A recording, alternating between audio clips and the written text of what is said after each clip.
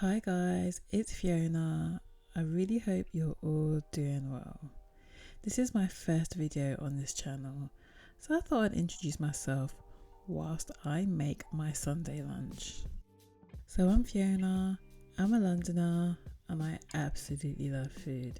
I enjoy making and eating food so much that I thought I'd make my own channel about food. The food that I cook is mostly inspired from my Caribbean heritage, but I enjoy making lots of things. So this Sunday I done a Caribbean roast. And you know, we always have to start our cooking by first cleaning our meat. I know there's not scientific evidence to say that this is the best practice, but it's really a ritual for us. So we continue to wash our meat. And you know, to give the chicken some flavour, I'm going to be adding some herbs and some spices. So that includes some onions, some garlic, and that's fresh and dried. I add some paprika, and I also give this a little bit of spice and a little bit of kick by adding some jerk paste. I don't add too much jerk, I just have a little bit for a mild kick. I also add some salt to my seasonings just to enhance the flavours that are already there, and I also add some white pepper. I think nowadays white pepper has a little bit more spice than the black, so I use that. We already have some salt, so I add a little bit of soy sauce for a little bit of colour and a little bit of taste, and I give that a good rub. Leave that to marinate in the fridge for a few hours, but if I had my way, I would have left this overnight. Anyway, once done, I then put my chicken on a baking tray with all my seasonings, my onions and my garlic, and I prepare to put this in the oven. Now this goes in a preheated oven. I've set my temperature to about 200, and what we're going to do is we're going to regularly go back and baste the chicken.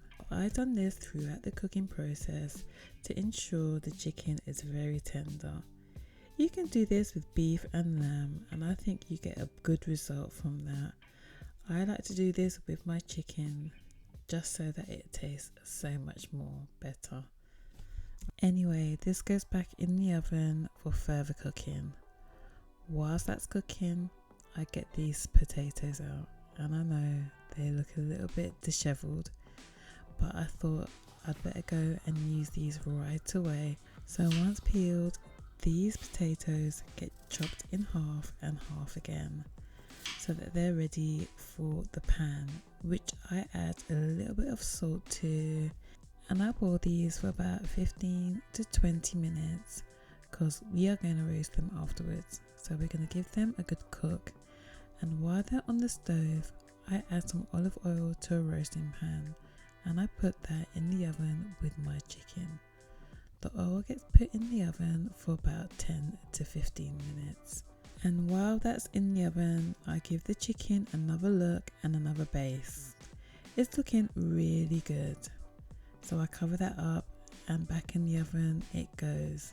So while that's in the oven, I drain off my boiled potatoes with a colander. I give them a little bit of a shake in the colander so that I have these really nice edges that are going to crisp up in the oven. This is going to be so nice. Anyway, the pan is ready for the potatoes and the oil is really hot.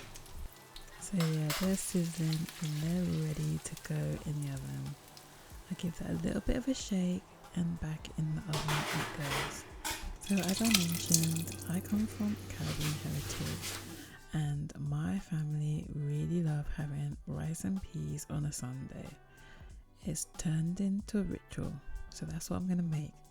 So into a pot, I've put some kidney beans in the pot with some onions and some garlic, a little bit of salt, and I also add some frozen coconut milk to the pan.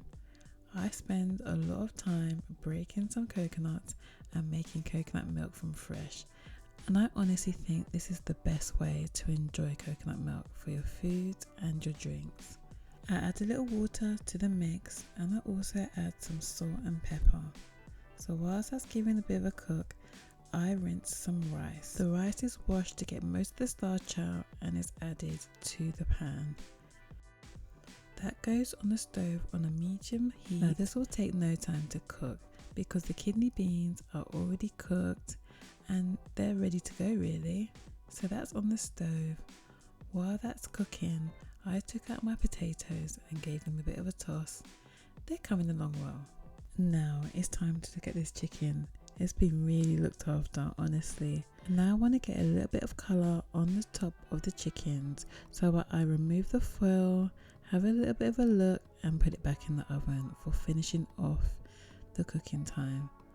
And there we have it.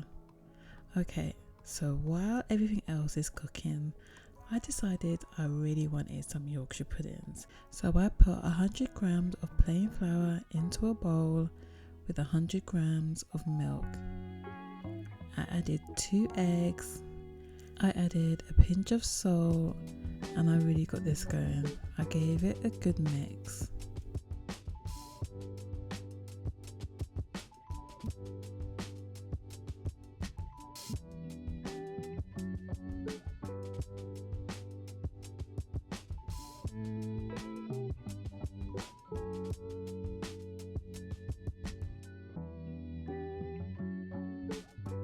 I mixed all the ingredients together until it came up into a nice batter. Now Yorkshire puddings get cooked similarly to potatoes. To get a nice good Yorkshire pudding, you want to prepare your muffin tins with some oil. You want to put your oil in the oven for it to heat up for about 5 to 10 minutes. This will create a nice crispy Yorkshire pudding. So I done that, put them in the oven, and I waited for the oil to get really hot. So just be mindful that when you're taking this out of the oven that it's going to be hot, so use some protection. Once done, I took out my hot oil and I put my batter into a measuring cup just so that it was easier to pour in the batter. So I put the batter into the muffin tins and you can hear a little sizzle when this happens. So the batter goes in quite quickly and once done, this goes back into the oven for cooking. When you put this in the oven, you want to make sure that you don't disturb it for a good 5 to 10 minutes because the Yorkshire puddings will rise in the oven. So they go into the oven and that was really the last thing that I made. So now it's time for plating up. And this is the best bit because we're almost close to having a dinner and getting ready to eat. So my rice and peas was cooked and it looked so delicious and I started plating up. I placed up with the chicken quarter and I placed in my roast potatoes, which looked absolutely delicious. To make sure that I was getting my veggies in, I cooked up some kale and some carrots really quickly and yeah, I plated that up as well. So this was a dish for my mom. Yeah, she doesn't like Yorkshire puddings, so I just gave her the chicken, the rice and peas, a little bit of potatoes and the veg. So she really enjoyed it. I gave her that and she was happy as Larry. So now it's time to plate up my dish and I'm so excited. It's so rewarding cooking, honestly. I really enjoy just the process as well as having some food at the end of the time that you use to cook. So yeah, I really enjoyed the whole thing. So yeah, I get my little chicken quarter and I also get a few potatoes too because these potatoes were really nice. So I add that to my plate and then I also add a little bit of rice and peas. You got to be careful with those carbohydrate portions. So I'm getting a bit aware now, so I need to be careful with how much carbs I eat. So I put that on the plate too as well. I also have some veggies, so I put that on my plate and the Yorkshire puddings.